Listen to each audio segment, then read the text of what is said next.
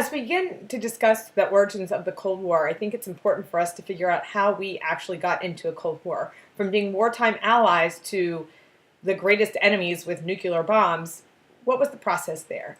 So I put together this timeline that has some of the basic events of the 5-year period of time following World War II. You can see that 1945 sort of was dominated by attempted cooperation. They were still meeting at Yalta. They were still later on in 1945 meeting at Potsdam. There was no reason at that point to think maybe that cooperation at least wasn't the goal, right? They still held out hope that they could continue to cooperate and the Grand Alliance wouldn't crumble. By 1946, just a year later, we were already in a war of words, as shown most clearly by the Long Telegram and the Iron Curtain speech, which identified the Soviet Union and communism specifically as the enemy. You can see here also that countries have started already to fall, quote unquote, to communism at the Soviet Union's hands. And then by 1947, the United States, have actually started to develop policies to respond to what we perceive as Soviet aggression. And that is most notable in the form of the Marshall Plan and the Truman Doctrine, which the Soviet Union would see as counter to their interests and even attacking the Soviet Union. So that by 1949, the world is clearly divided, Europe is clearly divided, and that we are in this clear Cold War where it was the United States versus the Soviet Union. So what happened and what events led us there? I think it's important to consider, was the Cold War inevitable? And these ideas are something that you should really think about as we go through the entirety of the Cold War, this unit and subsequent units. Could this Cold War have been avoidable? At what point was it a point of no return? Like, what key issues led us into this snowball effect where we would just end up in this Cold War? What was the Cold War actually about? Was it really just about ideology, or was it a new form of a traditional power struggle? Was it neo-imperialism? Okay, and what role did the leaders play in the origins and development of the Cold War? The origins being, was FDR responsible? Was Truman responsible? And what about the later development? Like, could later leaders like Eisenhower or Kennedy have reversed the Cold War or slowed down its development? And who ultimately bears responsibility for the Cold War? Was it the United States, with the Soviet Union? And that's an area where historians have typically weighed in pretty heavily. So we're going to look very briefly at some of the big schools of thought on this idea. The Orthodox view basically promotes this idea that the Soviet Union caused the Cold War. It was their expansion, and this is really just a big land grab. Now the question is, was this geographic expansion intentional? Did they have designs forever, and that this was part of a grand plan, or was it opportunism? Or were they simply trying to protect themselves, as some other historians might say? So you can see here this cartoon highlights this Orthodox viewpoint where you have Stalin basically planting his flag anywhere he can reach. Okay, so I think the Orthodox view can be best characterized by the Soviet geographic expansion, thus giving them blame for the Cold War, and that the United States was simply responding to this threat of communist expansion via the policies of the Truman Doctrine and the Marshall Plan and then subsequent policies. Now the revisionist view puts the blame on the United States, and this view has been best articulated by, I would say, Walter Lefebvre. He's one of the best known revisionist historian, and this idea really comes to popularity in the 60s as the United States is dealing with Vietnam. Communism seems like this remote threat. What are we really fighting here? And people start to believe that our interest is really economic. This is this idea of economic determinism, that we have created this Cold War to promote U.S. economic interests. They call it dollar diplomacy, or this idea of open door policy, where the United States would have access to free markets and free trade for their own benefit. This map of U.S. investment in Europe as a result of the Marshall Plan, I think sort of highlights this viewpoint a little bit. And this map of the Marshall Plan, I think, can't be understated in its importance, because the Marshall Plan will play a pivotal role in the exacerbation of tensions between the Soviet Union and the United States once that plan is introduced and then finally adopted. So the United States responsibility is, as the revisionists would see it, is their economic expansion or their economic dominance. And that revisionists would also say, by the way, that the United States, their goals hadn't changed suddenly at the end of World War II, that we had always been empire builders, that World War II simply provided us with an opportunity, and that the Soviet Union was, quote unquote, expanding, but simply out of their own personal protection. Okay, now, the post-revisionist view sort of lays responsibility on both sides.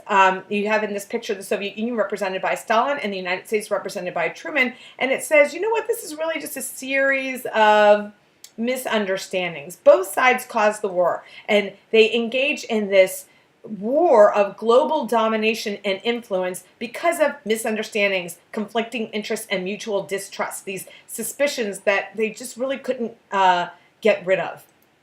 So I want you to really consider the role that ideology plays in the formation of the Cold War, fear and distrust in the formation of the Cold War, and then conflicting security needs. Now, ideology was there since 1917 with the Bolshevik Revolution. Fear and distrust came quickly after the ideological differences developed. Conflicting security needs, maybe it's arguable, didn't really develop until the end of World War II. Was this the perfect storm of factors that would ultimately make the Cold War inevitability? Let's examine each of them one at a time. So ideology, I want to do a little review on the differences between capitalism and communism. And while there are major differences between the Soviet Union and the United States beyond that, notably their political systems, with the Soviet Union being a dictatorship and the United States being a democracy, for the purposes of the Cold War and our discussions of ideology, we're going to focus on communism versus capitalism, which is their economic system. So please make sure that you're clear on that. So a little review on communism. I think the architect of modern day communism is Karl Marx. Of course, he doesn't invent communism. This idea way predates him. But he grew up in what would become Germany. It was Prussia at the time, during a time where Germany was industrializing, and you see the disparity in wealth growing. You see the concentration of wealth into the hands of a few, and these large robber barons sort of making bank at the expense of the masses. So he starts to see that private property is the culprit, and that communism is the answer. If we abolish all private property, and it's not just like the land that you own or your house, but really these big industrialists and their big monopoly companies that they are owning that is controlling the masses, that we can actually live in a more harmonious world, that we are a community, which is really what the idea of communism comes from, and that we need to behave as a community by everybody contributing and doing what they can to help the masses and to take only what they need from the group. Okay, he believed that these big industrialists, the ruling wealthy class, would be brought down as the workers realized the power that they had in sheer mass, and that once the working men of the world unite, that it would be a communist revolution. And I think it was this idea that really brought fear to the United States, this idea that these industrialized countries would fall via revolution, and it wasn't just something that was happening in one country like Russia, that the prediction, as Karl Marx and then even Lenin would suggest, that it was going to happen in England, going to happen in Germany, and that the world that the United States knew would fall apart. So let's talk a little bit about the world that the United States knew and what they promoted. They promote this idea of capitalism, and Adam Smith is probably one of the best reads on capitalism, at least from the way the United States' foundations are. And this quote, I sort of think, underscores the idea that people are motivated by their own self-interest, that nobody is going to do anything for the common good, according to Adam Smith. He believes that government is the problem. And keep in mind that Adam Smith himself is also a product of his environment and his time, and that he is writing about these things in like the 18th century, the late 18th century, at a time when really there were no republics or democracies, that monarchies were the rule, and so that any government that he's really even referring to isn't what we think of as government today. So he believes that people are motivated by their own interests, and he believes that the problem of poverty is that they lack aspirations, and that anybody who actually tries and is motivated and incentivized properly will be able to succeed. And so I think that also depends on where you see, but all of these philosophies depend on what you believe the essence of man is: naturally greedy, naturally good. I included a few other more contemporary capitalists in here, people who are like kind of more pure laissez-faire types like no government regulation. I put Ayn Rand in here because she was an interesting example as a person who was born in Russia before Russia was even the Soviet Union. I think she was born around 1905, just as the failed revolution of 1905 was happening, but she was a teenager in a wealthy household during the Bolshevik Revolution and saw all of her wealth crumble, saw all of the means of her existence fall apart. So, of course, once she migrates to the United States or immigrates to the United States in 1924, she has no love for communism or socialism, and as a philosopher spends a lot of her time beating up on those ideologies.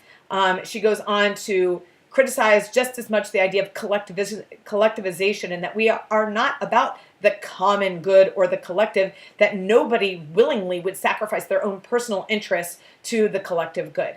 And also I put in, among my modern capitalists, Milton Friedman, who worked under the Reagan administration, is a great philosophical mind, and also in that school of laissez-faire economists who believe that this idea of freedom is about choice, right? So my question is, what is freedom? For the communists, freedom is being free from the chains of industry, free from having to sell your labor to the robber barons of the world. And for the capitalists, it's freedom of choice and freedom of decision. And so these two ideologies come into a head, and their economies are a command economy, one that is controlled completely by the government, versus a free market economy where choice is the dominant force. So, of course, the United States is promoting this idea of free market, free trade, while the Soviet Union is controlling everything in a command economy. So, how is this going to play out? Well, obviously fear and distrust, because each believes the other to be innately adversarial, is going to play a major part. And this fear and distrust begins from the get-go in 1917. See the Russian Revolution break out in 1918 to 1921, and American volunteers went to fight in their civil war to ensure that the Bolsheviks were crushed, which of course was a failed endeavor. You also see in 1922, the Soviet Union making, the Soviet Union making an arms deal, the Rapallo Treaty in 1922 with Germany, who had just been defeated and was denied arms via the Versailles Treaty. This, of course, raises alarms in the West. You also see the Locarno Treaty, the Treaty of Locarno in 1925, which was an agreement between the British, the Germans, and the French to guarantee Western borders, not Eastern borders. So the Soviet Union now feels threatened. They feel that basically Germany, who had made it very clear that one of their main goals following the conclusion of the Treaty of Versailles and the Paris Peace Conferences was to renegotiate its borders. It felt like it had been cheated. And so with the guarantee of the Western borders, it's basically the West routing Germany to the East for a redrawing of the map. And so the Soviet Union, of course, feels threatened by that, as does Poland directly. Okay, you also see the admission in 1926 of Germany into the League of Nations, while the Soviet Union wouldn't actually join until 1934, some years later. You see the Munich Conference in 1938, which was an actual redrawing of those borders in the East, and the Soviet Union wasn't even included in the meeting. So again, the Soviet Union had a lot in terms of diplomacy in the 1920s and the 1930s to fear, as did the United States and the British. And the United States and the British, I want to make very clear and underscore this idea, behaved throughout the 1920s and the 1930s that communism was still the biggest threat, not Germany or German growth. In fact, both of those countries, the United States and the British, in many cases favored the growth of Germany and Japan as possible bookends to Soviet expansion. So clearly that wasn't going to work out, as those two countries, Japan and Germany, would eventually ally with Italy to form the Axis powers. And this, by the way, all of this fear and distrust is before we even got into World War II. So let's just review a little bit from our foreign policy unit on Stalin, how we actually get to feeling so distrustful of the Soviet Union during World War II and why they distrusted us. So 1914, you see these big empires that have broken down, and by the conclusion of the Paris Peace Conferences and the treaties that came out of that in 1923, you see the development of these successor states, which is how they are referred to, the successor states. These successor states are weak and vulnerable, and they're vulnerable to being absorbed by maybe a strong Germany or maybe a strong Soviet Union, or maybe they'll be passed back and forth, as we'll see. One of the things that became very alarming to the West was that in 1939 there was a non-aggression pact. So the non-aggression pact was problematic, but it was the secret protocol that no one knew about that was really the problem. This secret protocol between Germany and the USSR allowed for the division of Poland between those two countries, so that Germany would invade and start World War II on September 1st, 1939, and the Soviet Union would follow 2 weeks later from the east and divide Poland. And that is exactly what happened. So the Soviet Union would carve out part of Poland for themselves and also take a little bit extra. They took the Baltic states in 1939. They also would take part of Finland, part of Romania. And you can see here on this map that highlights the differences between what this non-aggression pact, also referred to as the Molotov-Ribbentrop Pact, agreed to and what the actual territorial changes were. So the 1941, the Russians had expanded their territory and gained a little bit more than they had actually agreed to with Hitler. And they were satisfied with that. And they planned on keeping that. And then Operation Barbarossa, you see the Germans invade the Soviet Union in June of 1941. And it is amazing because Stalin, as terrible of a time that they had fighting the Germans, as surprising as the invasion was, would still cling to this non-negotiable point of the 1941 borders when trying to arrange the grand alliance with the British, and then of course later on in December 1941 with the United States after the bombing of Pearl Harbor. So that would remain the sticking point in their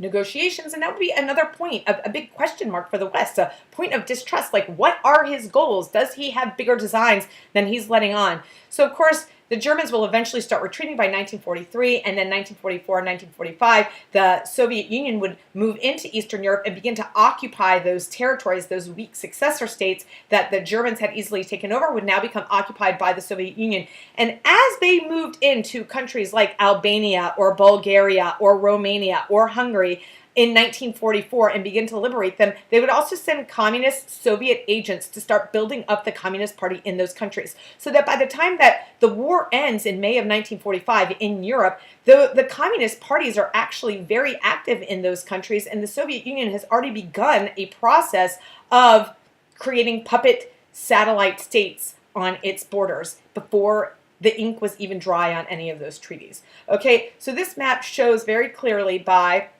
the end of the war in 1945, how the Soviet Union not only had kept its 1941 borders, but also had now the advantage of influencing all of these countries in Eastern Europe that it was occupying, including Czechoslovakia, eventually what would become East Germany, creating this massive sphere of influence for the Soviet Union. So when you look at this, it's easy to buy into the orthodox view and say, well, clearly the United States had reason to be alarmed, okay? So let's talk a little bit about the end of World War II and why the Soviet Union might have felt that they needed security and that the United States was the one that was the problem. World War II created massive problems for Europe, and we're going to look at the statistics and the numbers. So 70 million people die in 6 years. I mean, that is, as the PowerPoint shows, the populations of New York, New Jersey, and combined in California just a few years ago. It is a massive amount of people. More people died in World War II than in any other war in history, and maybe like a third of those were from the Soviet Union. A third of those people were Russians. So consider how the Soviet Union is going to respond to that and what they're going to expect in return from that. So looking at Great Britain, they lost just under 500,000 people. They spent a quarter of their national wealth, lost a considerable amount of their production capacity, massive debt. They were invaded day and night, bombed. I mean, there was no part of their country that went untouched, and no part of people or regular daily life that was untouched by the war here. So massive impact by the British. Now, in comparison, look at this number. Up to 27, I've seen 20 to 27 million Soviet citizens died in World War II. You cannot underestimate the impact and the value that that's going to have, like the value in terms of leverage for negotiating, the impact that that's going to have on their country. They spent just as much, a quarter of their monetary reserves, massive destruction, 30,000 factories. They were literally dismantling factories and trying to reset up industry east of the Ural Mountains as quickly as they possibly could. Tens of thousands of cities, agriculture totally destroyed. And they felt for a long time, and this is something I really want to highlight in terms of fear and distrust. They really felt for a long time that the United States and the British delayed opening a second front for as long as possible so that Stalin would be as weakened as possible by Hitler before Hitler was defeated. So you have to ask yourself, like, was that our war strategy? Is it an unreasonable thought for Stalin to have? Now, in stark contrast to these images of destruction, a completely leveled country, millions and millions and millions of people died, the United States fared fairly well. We did lose a little over 400,000 people, which is no small number, of course, but we weren't really digging into the coffers to pay for this war. We funded the war through taxes and war bonds. Our industrial output increased. Our industry was not only intact, but booming. Our agriculture, same thing. We were almost completely untouched with the exception of Pearl Harbor by World War II. So the United States comes out of this wealthier and stronger with almost no losses comparable to what you would see in both the British Isles and the Soviet Union. So here you see a map of the growth of industry, massive wartime production expansion, factories built, jobs. We had so many jobs, actually, that we had a guest worker program to bring in workers from Mexico. So the United States was doing great economically, but we also had the nuclear monopoly. And consider the impact that that's going to have. And this is also a point of distrust that would arise with the Soviet Union, where the Soviet Union, via their spies, knew that we were developing this weapon and knew that we had shared information about this weapon with the British, but specifically not with the Soviet Union. So do you again feel left out and isolated by this? Like, does it foster cooperation or does it foster distrust? And the United States has this new nuclear monopoly for only 4 short years, much shorter than we actually thought it was going to happen. Of course, Stalin believes that the A-bomb blackmail is our American policy. And many revisionists agree with this idea, this assessment that the bomb wasn't dropped on Japan to end the war specifically, but that the bomb was dropped to flex our muscle at the Soviet Union and gain our leverage. So the Soviet Union really has 2 main points of leverage going into the end of World War II. Okay, Europe is destroyed, and their main points of leverage are going to be the fact that they lost so many people they feel entitled, and that they have occupied these weak successor states, that their army is literally standing over half of Europe.